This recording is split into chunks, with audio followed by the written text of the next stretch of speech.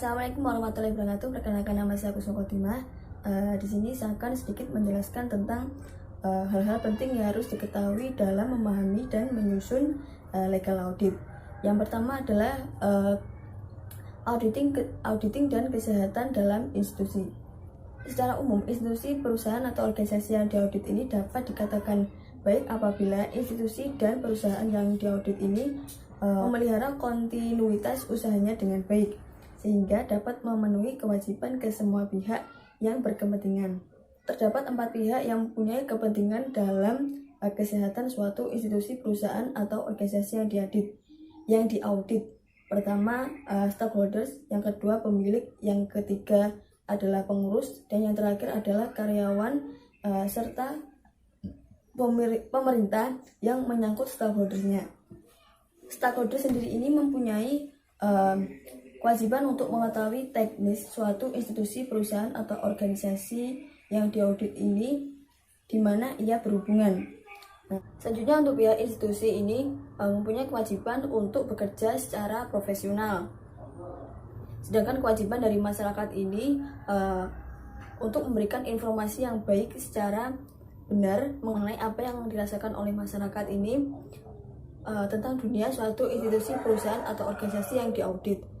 Adapun dari pemilik ini hanya sudah jelas, yaitu mempunyai keuntungan. Nah, kewajibannya hanya untuk memilih pengurus secara baik dan jujur, atau secara berbalik dapat dikatakan bahwa termasuk kewajiban pemilik ini untuk tidak memanfaatkan instansi pemerintah atau organisasi yang diaudit ini untuk kepentingan umum. Misalnya memberi pinjaman kepada pihak keluarga. Dari pihak pemerintah, kewajibannya untuk mengawasi institusi, perusahaan, atau organisasi yang diaudit. Ketentuan tentang kesehatan pada institusi, perusahaan, atau organisasi yang diaudit ini untuk mengetahui apakah sudah sejalan dengan asas-asas yang berlaku. Selanjutnya adalah auditing dalam teori dan praktik. Auditing dalam teori dan praktik ini mempunyai unsur-unsur. Pertama adalah data dan fakta. Data dan fakta ini merupakan dasar dari suatu pemeriksaan institusi, perusahaan, atau organisasi yang diaudit atau yang disebut dengan dokumen. Yang kedua adalah proses penilaian. Dalam proses penilaian ini dilakukan dengan dasar peraturan perundang-undangan, peraturan perusahaan atau suatu institusi, perusahaan, organisasi, dan yang terakhir adalah kebijakan manajemen dan praktik-praktik suatu institusi. Yang ketiga adalah independensi. Dalam suatu kegiatan pemeriksaan audit, editor haruslah bersikap tidak memihak kepada siapapun, yang mana tidak merangkap tugas eksekutif yang berhubungan dengan objek yang akan diperiksa.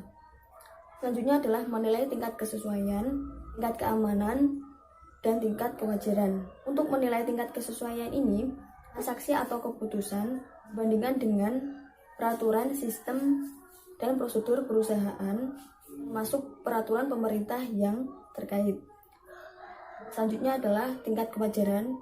Untuk menilai tingkat kewajaran ini, satu transaksi atau keputusan dibandingkan dengan prinsip-prinsip akuntansi. Dan yang terakhir adalah tingkat keamanan, yang mana suatu transaksi atau keputusan ini apakah dapat mengamankan aset perusahaan atau sebaliknya. Dan yang terakhir adalah opini dan saran perbaikan yang disajikan dalam laporan.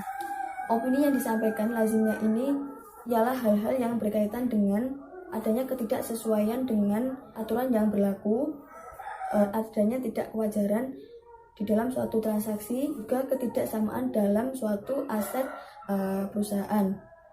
Demikian yang dapat saya jelaskan. Wassalamualaikum warahmatullahi wabarakatuh.